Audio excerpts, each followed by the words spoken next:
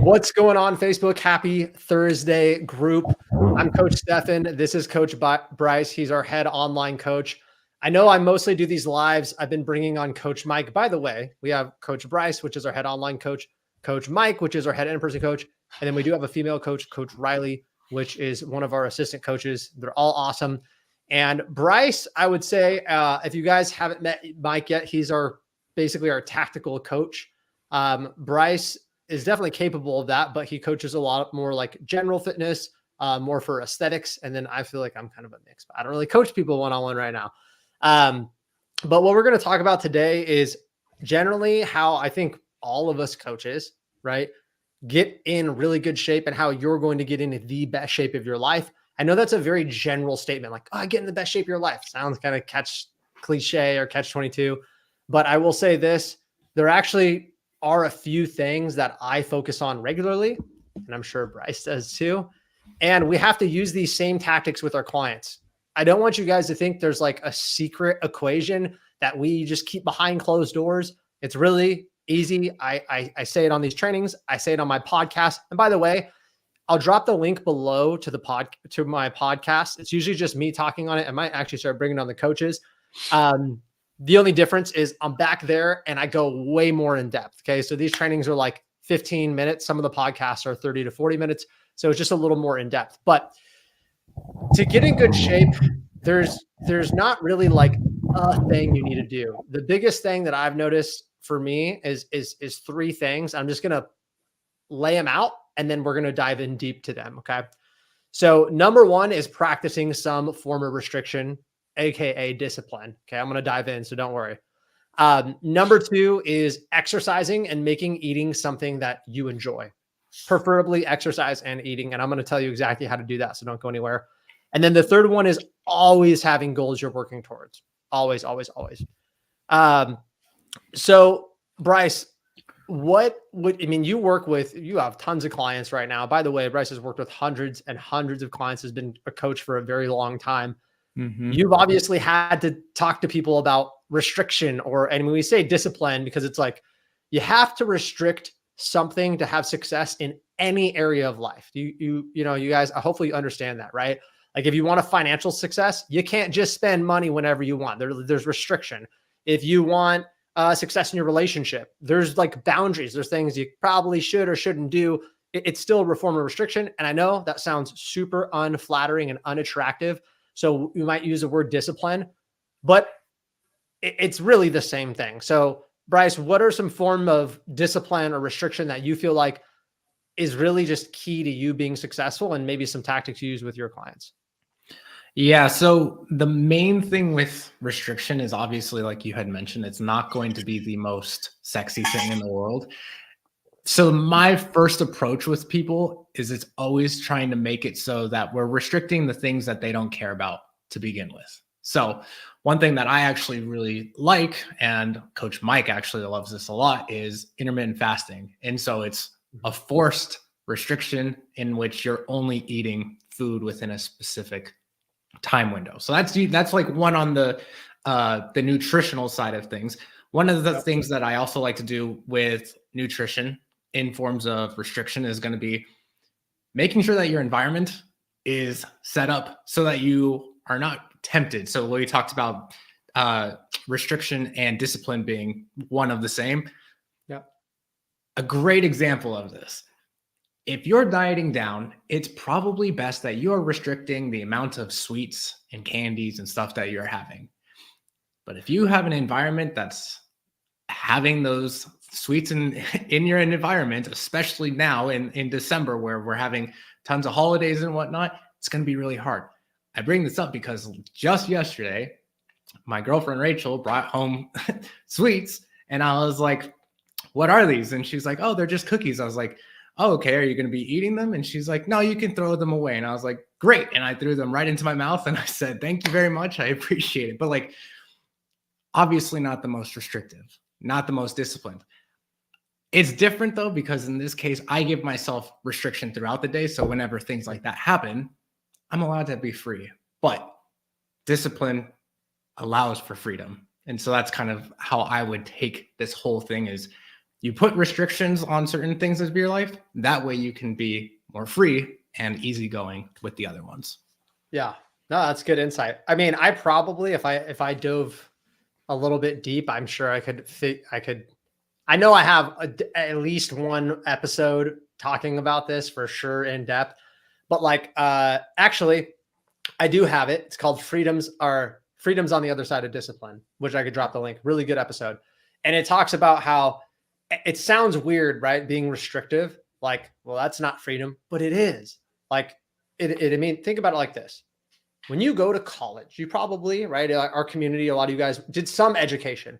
During that time, you were restrictive. You probably weren't partying as much. You didn't have as much of a social life, and you were giving up something for something greater in the future. That is the story of life.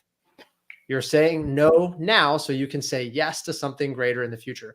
If you can't do that, you will never be in shape.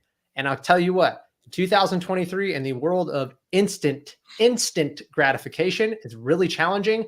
And that is the number one thing that makes people fail in every area of their life.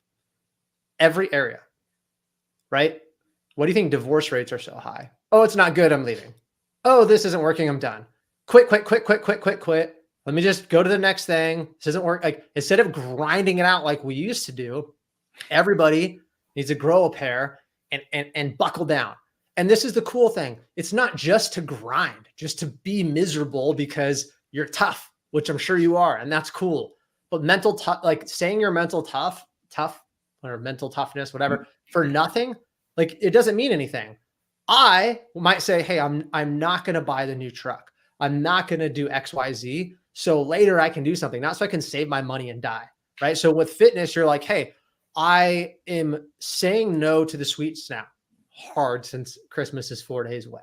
I'm doing this now. So January, I'm not like shaking my belly like, here we go again. Right. And so you're just one step ahead. And honestly, knowing that you're going to get to that point. Right. So, and again, the biggest thing that I did, but the restriction that for me made a big difference, was cutting back on alcohol. Cause I was doing everything right with my physique. But like, I was like, man, why am I not ripped? Why am I blah, blah, blah? It was alcohol for me. I didn't drink like a ton in excess, but as soon as I cut it out, it made a drastic difference. And another restriction that you guys probably need to practice more is honestly saying no to entertainment, no to more Netflix, no to more social media, except this. You can watch this all day, right? No to those things, because people are like, well, I don't have time. Have a freaking bedtime. You're, 30, 40, 50 years old. Like, but adults still struggle with that. Just one more episode. That one more, how long was that episode? 45 minutes could have been your workout, but I don't have time to work out. Weird how that works, right? So that's number one. Number two, I know I'm getting on your butt. I'm being morbid, but we're going to switch to something happier. Making exercise and honestly eating something that you enjoy. I look forward to my breakfast every day. And some mornings I'm not super hungry, but I found something that hits a lot of my macros, that works within my schedule, and I like it. I don't like every meal I eat. Some of it's okay, but we also live in a world where people go, oh, all your food is supposed to be the most tasty thing in the world. No, some food is maintenance food. Like, you're just eating it just because, right? Like, and that's been a big thing for me, as I've like structured a routine where the majority of my food I eat, or Bryce is like, I'm going to eat like kind of just whatever to hit my macros and get me jacked. And then at night, when I can have cookies, like, I'm going to have the cookies. Yeah, exactly. No, I mean, when it comes down to the lifestyle aspect of things and making sure that you're enjoying it, that's the one thing that I always push on my clients is give me feedback so that we can make this as enjoyable as possible. Because if you're not enjoying it, at some point, you're going to be like, I'll just take a day off. And that one day, so hopefully, fingers crossed, you can get back into it. But if you can't, that's whenever you fall off, and then you just have a hard time getting back into the rhythm of it. That's why it's super important that whenever it comes down to your training, your nutrition, you're just always doing something that you enjoy at least a little bit. If you can enjoy it at least a little bit, you have something to look forward to. And then it's easy to stay and continue doing it forever and ever and ever. What's that one quote? It's around the guy that's walking. If you enjoy walking you'll travel further than the guy that likes the destination or something along those lines. So like when you're enjoying the journey aspect of things, it just takes care of itself. Yep, it does. And again, probably cliche. You probably heard this before, but like the journey, if you can't make the journey fun or like not miserable, at least like something that you don't have to, if you can avoid, I'll tell you two things. If you can avoid mental internal battles, internal dialogue, it's all here, by the way. You guys know that, right? I know you know that, but like, think about that. You are your own worst enemy. You've heard that. And it's very true. It's all internal dialogue. That's it. Not saying that real things don't exist, that the world's not falling apart and all this crazy stuff and your family and job, that stuff's real.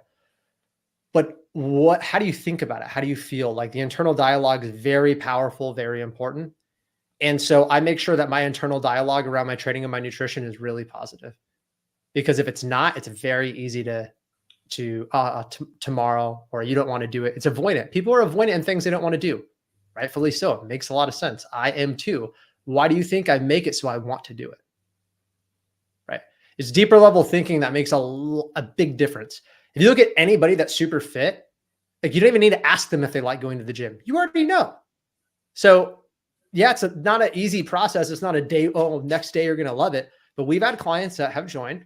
Big Derek, right? Well, he was going before, but like I look at somebody that came, maybe struggled with some consistency, and now they're like, the gym is my thing.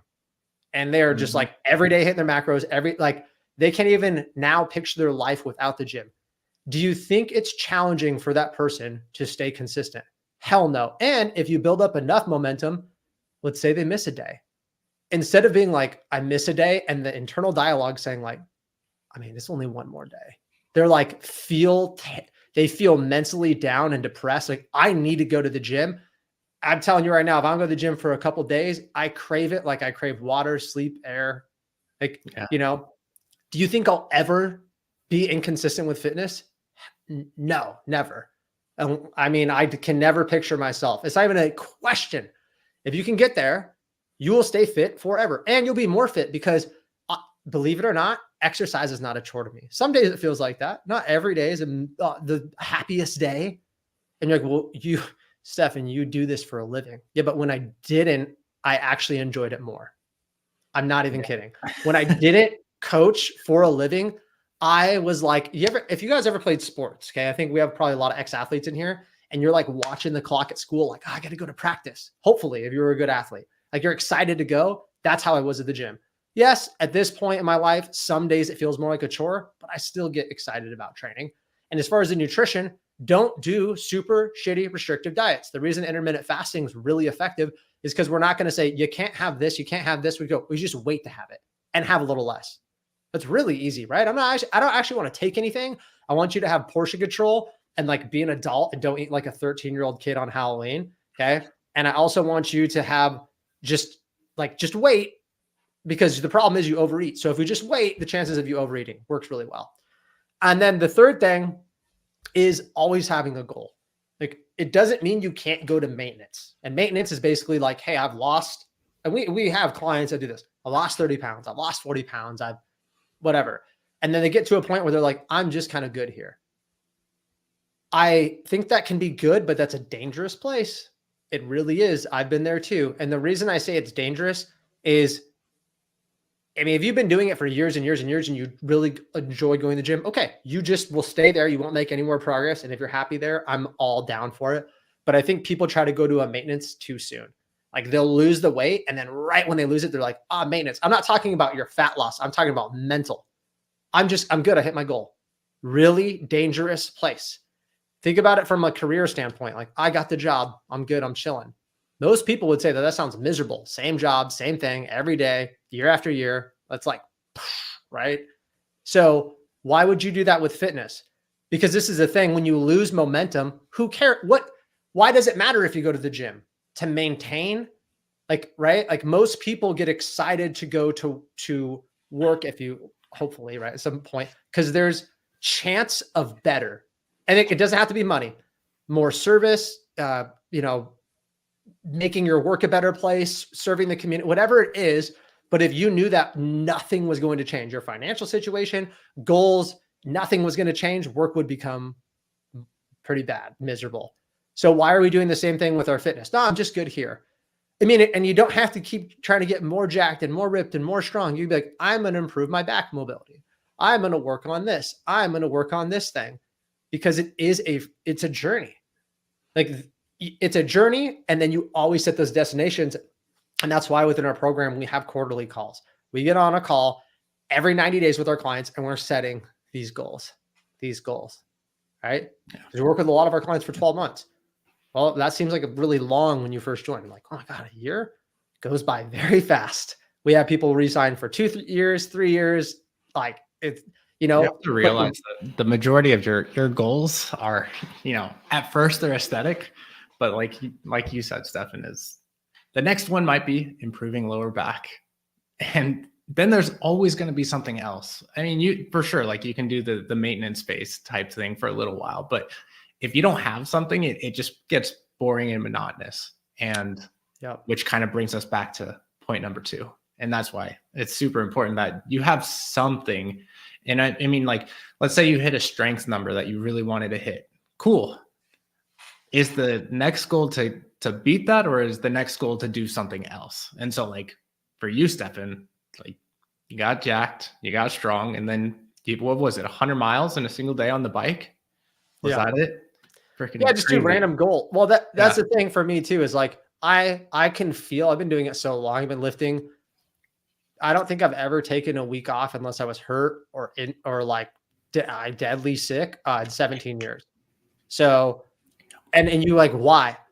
I will admit, I like to exercise. I was an athlete. So people are like, well, you're blah, blah, blah. Yes, I am. I do like that, but I'm still a human. I still have a lazy ass side of me. I still got an inner fat kid. I promise you. Like, I am not just like Mr. Health Captain America. I promise you. I'm not just saying that. Okay. I eat candy. I drink beer sometimes.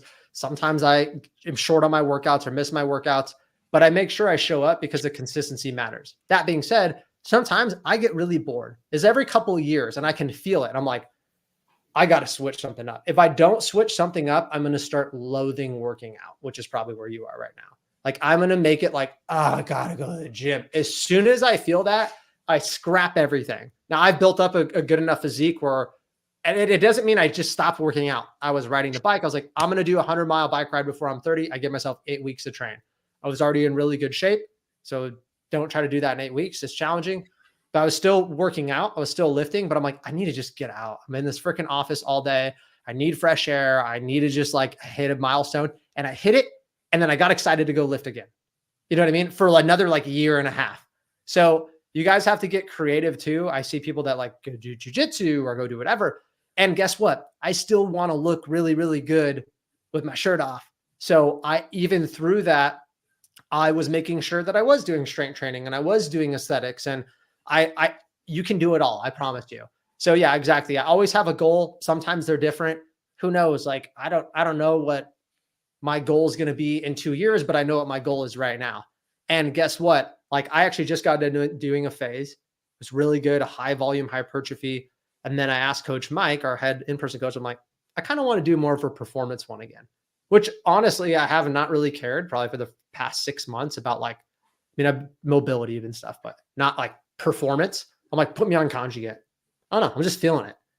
And now it's like fun. I'm like, dude, just whatever. And I know the principles and it's not just me, our clients do too, to where it's like, I could always look good, but I like working on this. And I actually probably surprised me a little bit, even though I've been coaching for a long time. I see a lot of our clients that are excited about their workout. They're like, dude, I can't wait for my new phase. That is the golden ticket right there. Like, if you can do that, there's no negative internal dialogue. These people are pumped to go to the gym.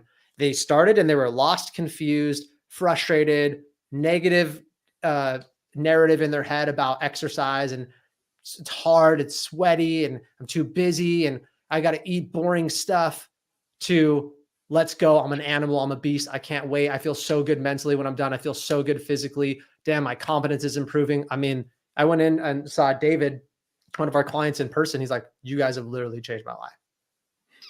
And that wasn't like, and he like the way he carries himself, there wasn't like that a year ago or 8 months ago, whenever he started.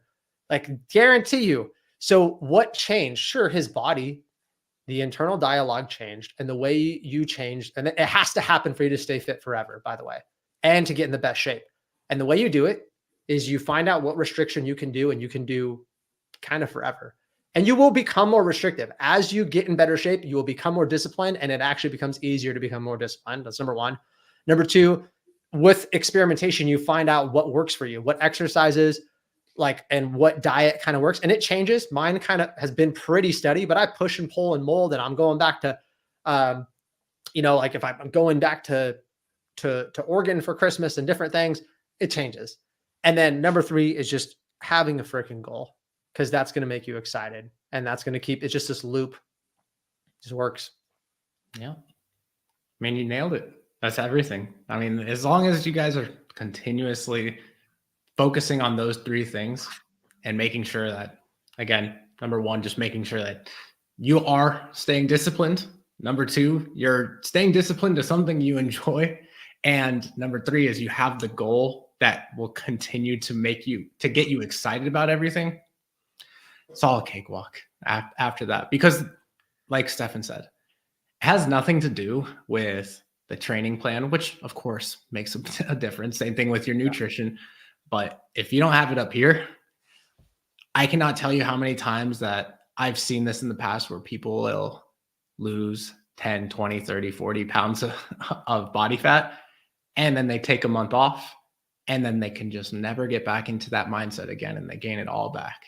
Because they didn't change who they were. They just changed the things that they were doing for the time being. 100%. We've had that happen, by the way, guys. We, like, don't think that everybody that comes to our program is just a superhero. Okay. We've had people that it sucks to see as a coach. They come through, they crush it. And usually it's personal. But like, if you think about anything that affects you, you could be the person that, I'm not saying that everything's going to be like this, but you could be the person you're like, for me, I had a conversation a long time ago in my head, and I'm like, basically, I don't care what happens. I'm going to train and eat health. I mean, obviously there's things, death in the family and like stuff that's going to throw you off, like major catastrophic things, but like how frequent are those? Hopefully not very frequent. Right. So it's like, besides that, nothing. Like, I literally believe that if I lost my leg tomorrow, as soon as I was like done recovering and could hobble around, I'd be doing the same things modified with one leg. Nothing would change for me, because I've already just made up my mind. And that might seem like, I'm not saying you have to like have that mindset, but again, like Bryce said, I just changed who the person I am. I was like, Stefan is a fit person. Like, it's weird in a third person, but that's how I think of myself. I was like, I want people to just view me as like, this guy's fit. This is what he does. And I've had conversations with clients like, but my wife and she's not really into working out, or my husband, blah, blah. My wife wasn't either. And she's not as into fitness as me, but I had a thing where I'm just like, this is what I'm doing, and this is who I am, and this is the life. And then obviously they got to kind of be with you and buy into it. And then eventually there's like, yeah, Stefan just works out every day. There's not even a conversation in my house anymore. It's just like what I do. And guess what? I just had a baby. So sometimes it's like, or waking up early in the morning or on weekends, or I got to push it back.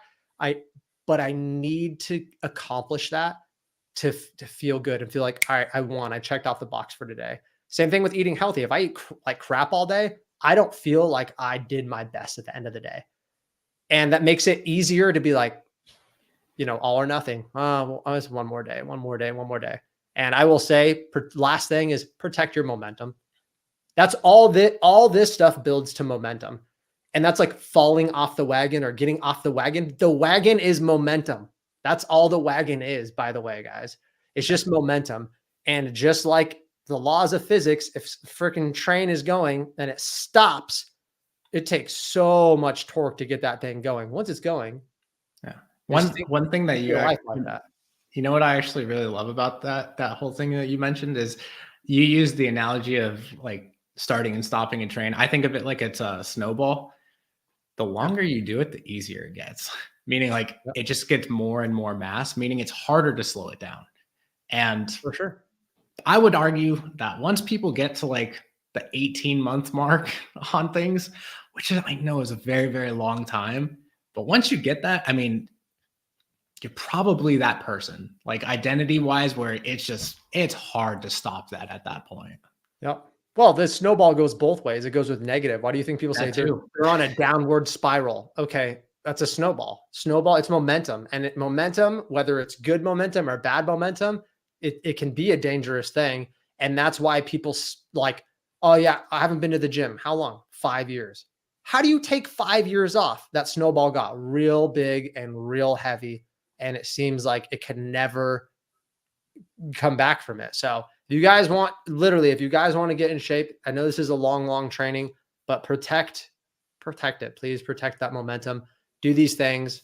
The principles apply to everybody. So I appreciate you jumping on with me, Bryce. Again, we're here every Thursday at 3:45 Arizona time, which I think right now we're Central's 1 hour ahead and Eastern 2. So 4:45 and 5:45. But we'll see you guys next Thursday. Appreciate it. And let me know if you have any questions. I'll drop those links below. All right.